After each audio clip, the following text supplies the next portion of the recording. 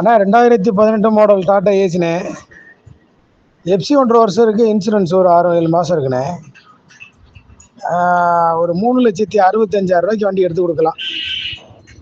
அது உங்களுக்கு ஐடியா இருக்கான்னு பாருங்கள். வண்டி சுத்தமாக இருக்குது. 2வது ஆர்சி ஓனர். கணக்கு 380 இருக்குது. ஒரு 365 360 வண்டி எடுத்து கொடுக்கலாம்.